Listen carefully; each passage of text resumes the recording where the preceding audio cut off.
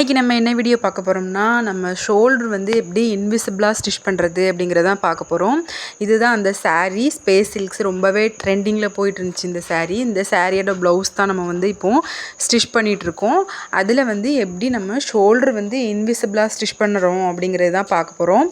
Boutique style, அதாவது கடைகளில் பொட்டிக்லலாம் இந்த மாதிரி தான் ஷோல்டர் வந்து பிசுறு எதுவுமே தெரியாமல் வந்து ஃபினிஷ் பண்ணுவாங்க. அதுக்காக நம்ம இப்போ வந்து ஃப்ரண்ட் சைடு வந்து ஃபுல்லுமே ஃபினிஷ் பண்ணி தான் வச்சுருக்கோம்.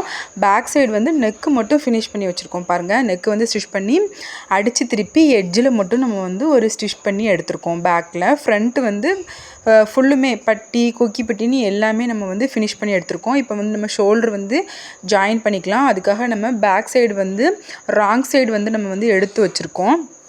ராங் சைடு எடுத்து வச்சுட்டு இப்போ வந்து நம்ம ஷோல்டர் வந்து ஜாயின் பண்ணிக்கலாம். ஃபஸ்ட்டு வந்து வச்சு நீங்கள் வந்து பார்த்துக்கோங்க. பிகினராக இருக்கும்போது நீங்கள் டக்குன்னு வச்சு ஷோல்டர் வந்து ஜாயின் பண்ணிடாதீங்க. ஏன்னா டக்குன்னு நம்ம வந்து அவசரத்தில் நம்மளுக்கு வந்து ஃபஸ்ட்டு ஸ்டார்டிங்கில் வந்து நம்மளுக்கு தெரியாது, கரெக்டாக நம்ம ஸ்டிச் பண்ணும்போது கரெக்டாக வரும் அப்படிங்கிறது நம்மளுக்கு தெரியாது.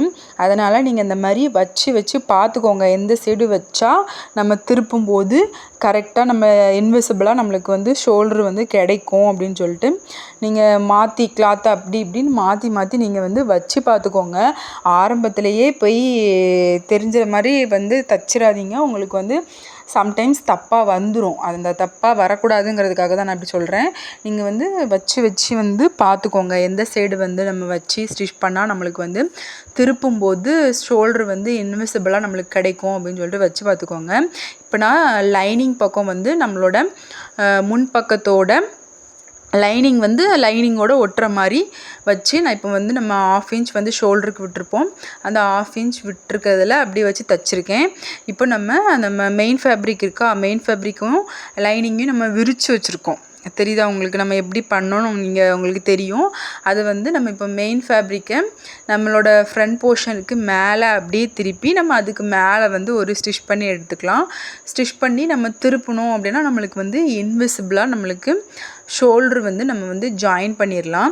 இந்த மாதிரி நீங்கள் வந்து ஷோல்டர் ஜாயின் பண்ணி பாருங்கள்.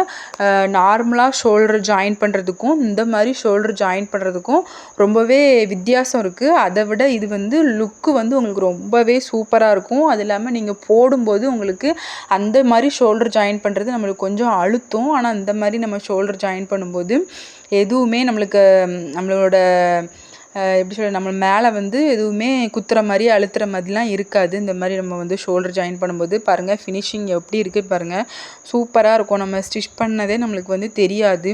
எந்த இடத்துல நம்ம ஸ்டிச் பண்ணியிருக்கோங்கிற அளவுக்கு கண்டுபிடிக்கிற லெவலில் தான் நம்மளுக்கு வந்து இந்த ஷோல்டர் ஜாயினிங் வந்து இருக்கும். நீங்களும் ட்ரை பண்ணி பாருங்கள். இன்னொரு டைம் பாருங்கள்.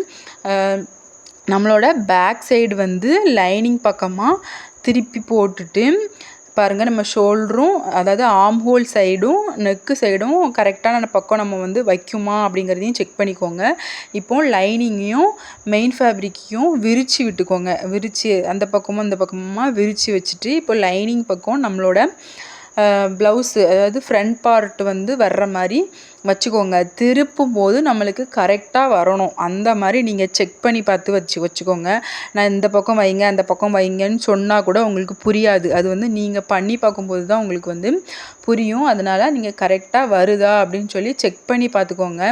ஒரு டைமுக்கு 2 டைம் செக் பண்ணி பார்த்துக்கோங்க.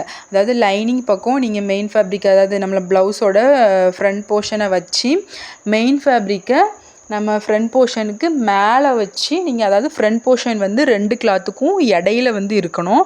அப்படி இடையில இருந்தால் தான் நம்ம திருப்பும்போது கரெக்டாக நம்மளுக்கு வந்து இன்விசிபிளாக கிடைக்கும். ஃப்ரண்ட் போர்ஷன் வந்து பேக் போர்ஷனோட சென்டரில் இருக்கணும். லைனிங்க்கு மேலே ஃப்ரண்ட் போர்ஷனுக்கு மேலே மெயின் ஃபேப்ரிக் அப்படி வச்சு நீங்கள் வந்து ஸ்டிச் பண்ணிங்கன்னா உங்களுக்கு வந்து இன்விசிபிளாக நம்மளுக்கு வந்து ஷோல்டர் ஜாயினிங் வந்து நம்ம வந்து பண்ணலாம்.